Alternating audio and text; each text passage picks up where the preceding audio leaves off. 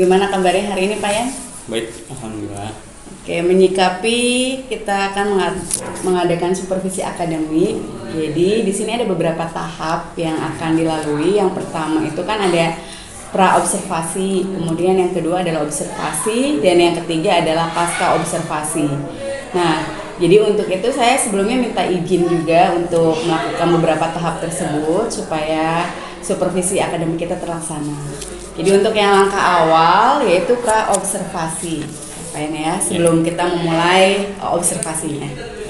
Baik, tujuan pembelajaran untuk yang nanti yang akan disampaikan ini apa Pak ya? Oke, baik. Untuk materi yang akan hari ini saya sampaikan adalah hidrolisis garam, di mana tujuannya peserta didik itu mampu memahami konsep hidrolisis garam, itu yang pertama. Kemudian yang kedua, peserta didik memahami ciri-ciri garam yang terhidrolisis, kemudian juga mengetahui dan memahami sifat garam tersebut, dan yang terakhir adalah bisa menentukan derajat keasaman dari larutan garam yang nanti diobservasi. Oke.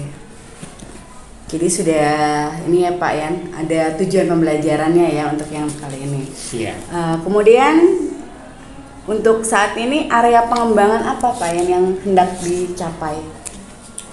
Oke, untuk area pengembangannya sudah pasti yang pertama adalah kognitif ya, dari segi kognitif siswa atau peserta didik, di mana seperti sesuai dengan tujuan pembelajarannya, yaitu bisa memahami konsep dari materi hidrolisis garam tersebut, ya, di mana nanti saya akan coba mendemonstrasikan menggunakan beberapa alat dan bahan kimia. Nanti kita harapkan mudah-mudahan siswa lebih mudah untuk memahami konsep tersebut. Kemudian yang kedua, dari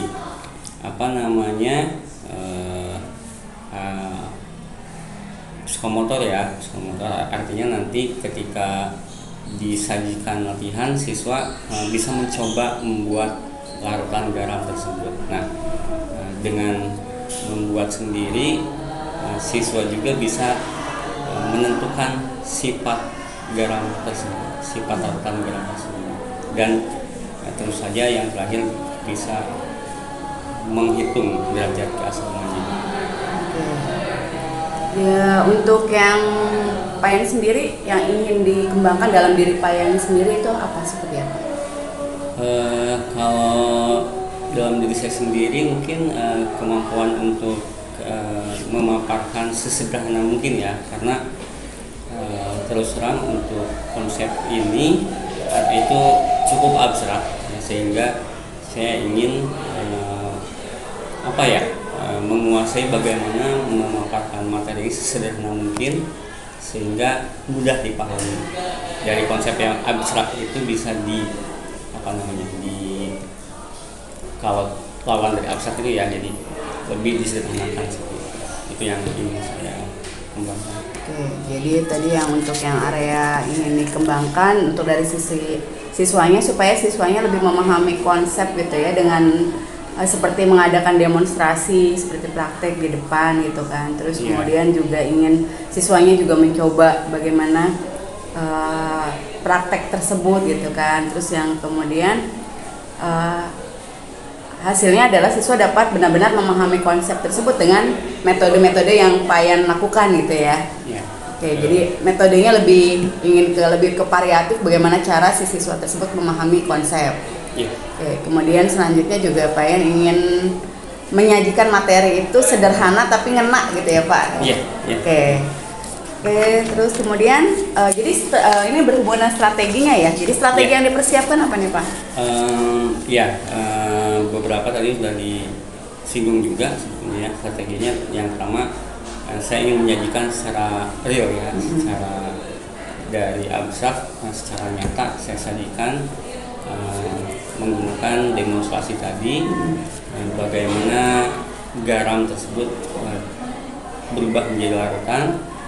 Kemudian nanti akan ada semacam pretest untuk mengetahui pemahaman awal siswa, karena itu penting.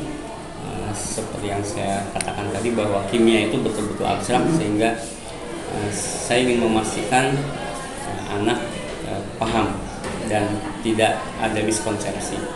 Dan yang terakhir mungkin ada semacam animasi ataupun gambar berupa wujud molekuler dari larva tersebut, sehingga bisa tidak terlalu abstrak bagi anak. Ini strategi tersebut dilakukan untuk tadi ya mendukung bagaimana si anak tersebut dapat memahami konsepnya gitu ya Pak ya. Baik, mungkin cukup sekian untuk pra-observasinya. Terima kasih. Saya nanti izin untuk melakukan observasi di kelas Bapak ya. Terima kasih Pak.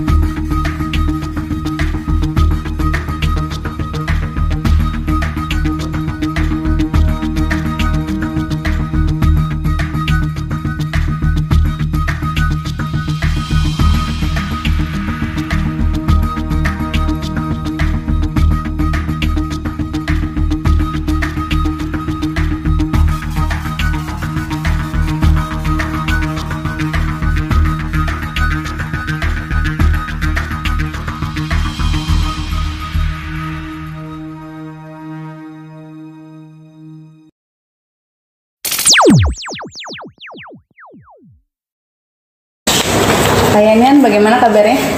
Alhamdulillah baik. Alhamdulillah ya. Akhirnya kita ketemu lagi di sini di pasca observasi. Sebelumnya saya terima kasih sudah diizinkan untuk melakukan supervisi akademik terhadap Pak Yanian. Nah, mengenai itu saya mau menanyakan dulu nih Pak, gimana perasaan Bapak setelah mengajar kemarin ini? Iya, ketika perasaan saya setelah itu lega karena apa yang direncanakan, kemudian apa yang tujuan yang kita rencanakan ya itu terlaksana dengan baik seperti itu. Dan ya lega juga karena dari sehabis pembelajaran itu banyak hal yang saya dapat. Itu yang paling pentingnya. Kemudian saya kemarin sudah melihat ya bagaimana cara Bapak mengajar di kelas. Itu sudah sangat bagus sekali ya Pak, sangat keren sebenarnya. Jadi Bapak tadi kemarin sudah menerapkan bagaimana proses pembelajaran diferensiasi, kemudian juga sudah menyisipkan pembelajaran sosial emosionalnya, dan ada ice breaking ya Pak yang diselipkan di pembelajaran Bapak. Terus tidak lupa juga Bapak melakukan langkah-langkah sesuai dengan yang seharusnya dalam pembelajaran ya, seperti menjelaskan tujuan dan lain sebagainya. Itu sudah sangat keren sekali Pak. Nah kemarin kan kita membahas tentang area pengembangan ya Pak ya di pra-observasi, kemudian sama strateginya. Nah Menurut Bapak sendiri, apakah sudah apa yang sudah Bapak lakukan sudah mengenai tujuan dari area pengembangan yang Bapak ingin kembangkan tersebut? Baik, saya rasa sudah ya, sudah.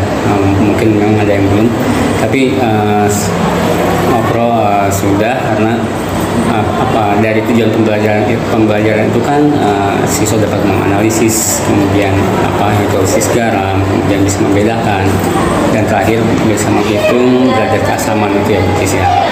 Dan pada pembelajaran itu ya anak-anak sudah mampu mencapai tujuan itu, dan area pengembangan dari kognitifnya ya anak-anak paham. Kemudian dari psikomotor kita lakukan metode demonstrasi, kemudian ada praktikum sederhana juga, yaitu aspek psikomotornya kita dapat juga di sini. Jadi area pengembangannya mungkin tercapai seperti itu. Ya. Kira-kira kalau dari hal seperti itu, ukuran keberhasilannya seperti apa itu, Bapak? Baik, untuk ukuran keberhasilannya saya kira dari soal-soal ketika di akhir yang saya berikan, soal latihan di mana anak hasilnya itu sudah mampu memahami konsep ya, hidrolisis garam, materi yang kemarin, kemudian juga bisa membedakan jenis-jenis garam, dan terakhir mereka sudah bisa menghitung derajat keasaman, itu yang menjadi tolak ukurnya. Oke. Jika ini pada saat proses pembelajaran tersebut, nah kira-kira apa yang Bapak hadapi? Hambatan apa kira-kira di situ? Hambatan ya? Ada nggak hambatannya? Ada.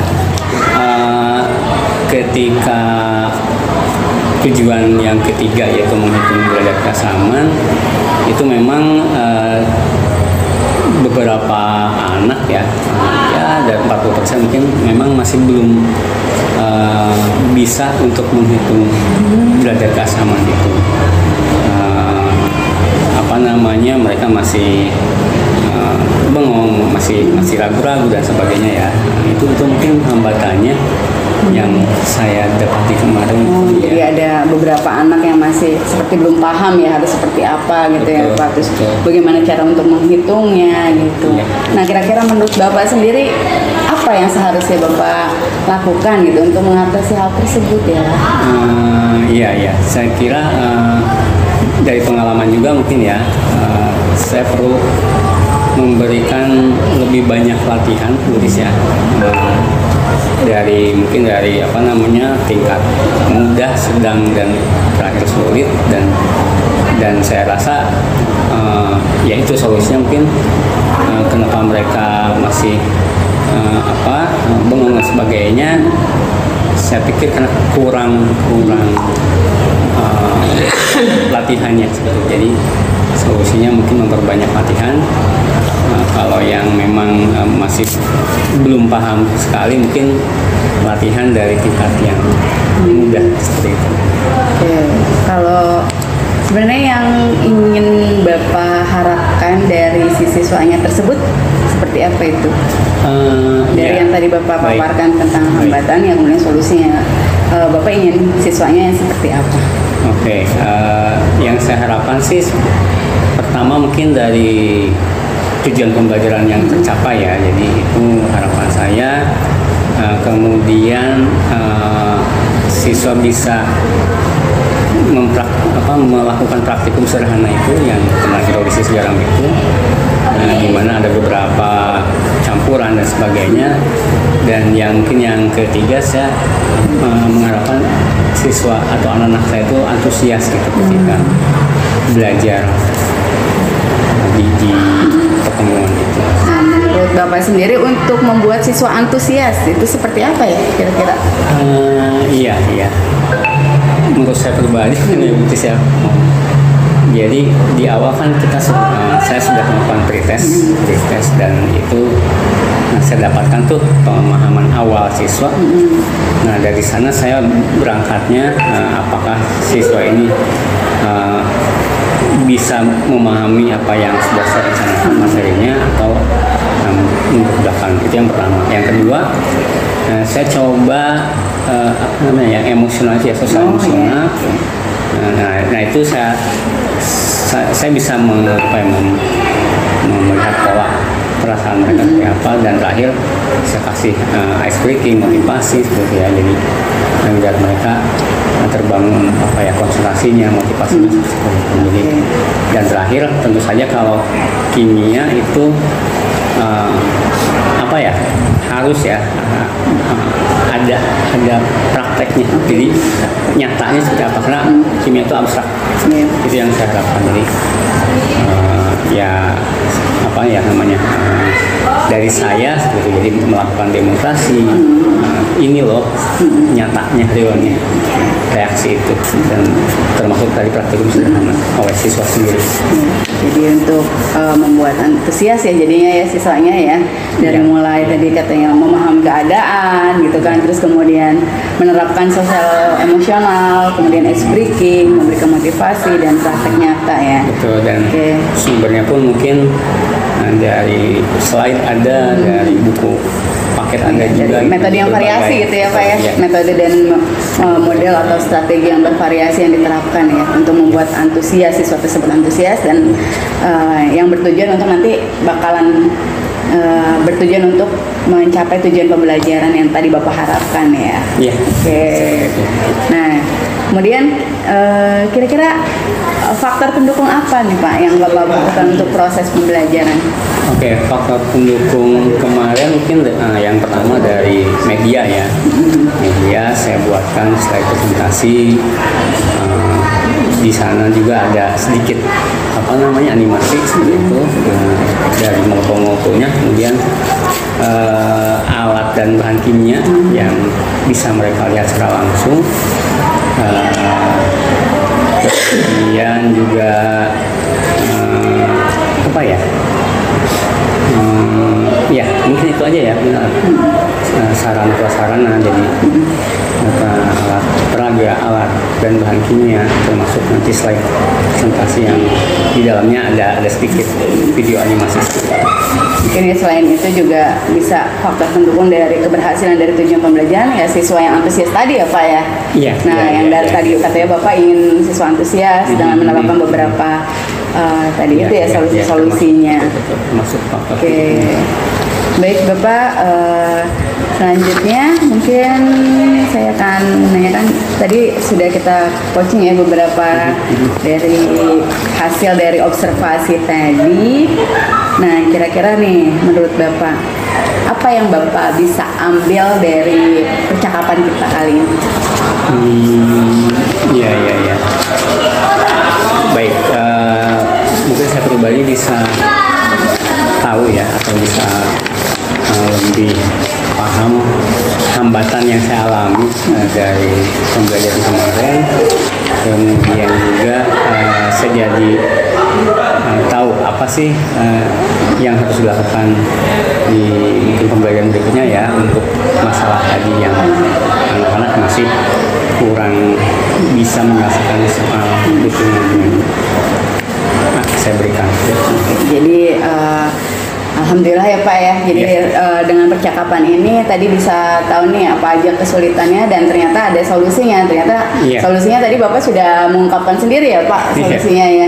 Sudah ketemu kan, akhirnya tinggal diaksikan saja. Nah kira-kira maunya kapan nih aksinya dilakukan Pak tadi itu untuk membuat siswa antusias agar siswanya memahami? Mungkin di pertemuan berikutnya kan masih kalau di FPP-nya masih ini ya, masih dosis sekarang. Jadi di pertemuan berikutnya saya akan kasih lebih banyak variasi latihan seperti itu. Mungkin tidak hanya di buku, mungkin ya bisa juga di media lain. Di pertemuan berikutnya Pak ya, secepatnya. Saya kira komitmennya gimana nih Pak nanti pelaksanaannya? Untuk pelaksanaan tadi yang Bapak inginkan, katanya mau menerapkan itu nanti di pertemuan berikutnya, terus apakah nanti mau dicoba terus atau dengan evaluasi mungkin nanti? Ya tentu saja dengan melihat tadi ya apa namanya, pertama dari FPP tujuan, kemudian area apa tadi, area pengembangan. Nah di situ saya jadi patokan untuk komitmen ke depannya dari pertemuan berikutnya, apakah lebih baik atau tidak? betul dari hambatan tadi solusinya apakah